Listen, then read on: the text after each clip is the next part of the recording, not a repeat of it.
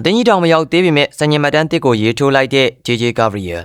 နောက်တဲ့လူငယ်ကျယ်ဝင်လေးဖြစ်တဲ့ JJ Gabriel ကိုတော့အသင်းကြီးအတွက်ပွဲထွက်မှာကစားသေးခင်လူငယ်အသင်းမှာပဲစံညင်မှတ်တမ်းတစ်ကိုရေးထိုးနိုင်ခဲ့ပါတယ်။ Old Trafford မှာပီတာဘရော့နဲ့ရင်ဆိုင်ခဲ့တဲ့ FA Youth ပွဲစဉ်မှာ United လူငယ်အသင်းက JJ Gabriel ရဲ့တလုံးနဲ့သောသွင်းဂိုးနဲ့အနိုင်ရရှိခဲ့တာဖြစ်ပါတယ်။အော်တိုဘာလကမှအသက်15နှစ်ပြည့်ခဲ့တဲ့ JJ Gabriel ကပွဲချိန်22မိနစ်အတွင်းမှာသမိုင်းဝင်ဂိုးအားသွင်းယူခဲ့တာလည်းဖြစ်ပါတယ်။သူကအဲဒီဂိုးကြောင့် FA Youth Club မှာအသက်ငယ်ဆုံးဂိုးသွင်းသူလည်းဖြစ်လာခဲ့ပါတယ်။ JJ Gabriel က United အတွက်12ပွဲကစားထားရမှာ17ဂိုးထိသွင်းယူထားနိုင်ပြီလည်းဖြစ်ပါတယ်။သူကဒီယာဒီမှာလီဗာပူး U18 နဲ့ပွဲမှာ hat-trick သွင်းယူနိုင်ခဲ့ပါသေးတယ်။ Gabriel ကကြောင်းတန်းရီယာတန်းမှာစာတင်ကြားနေစေဖြစ်ပေမဲ့လည်း United Academy မှာခြေစွမ်းပြနိုင်မှုနဲ့အတူ Instagram မှာ follower 3သိန်းကျော်ထိပိုင်ဆိုင်ထားပြီလည်းဖြစ်ပါတယ်။ဒါ့အပြင်သူကပါမရှင်တူဖြစ်တာနဲ့ညီအသက်17နှစ်အရွယ်ကလေးက Nike နဲ့ sponsor စာချုပ်ချုပ်ဆိုထားနိုင်သူလည်းဖြစ်ပါတယ်။သူက United Academy ရဲ့အလားအလာကောင်းဆုံးစားမဖြစ်တာနဲ့ညီဘာစီလိုနာရဲ့စိတ်ဝင်စားခြင်းကိုလည်းခံနေရပါတယ်။ United ကလည်း JJ Gabriel ကိုအသင်းမှာဆက်ထိန်းထားနိုင်ရေးအစွမ်းကုန်ကြိုးပမ်းနေပါတယ်။ United နီးပြ Ruben Amorim က Gabriel နဲ့2ကြိမ်တိုင်တိုင်တွေ့ဆုံဆွေးနွေးမှုတွေပြုလုပ်ခဲ့ပြီးဖြစ်တယ်လို့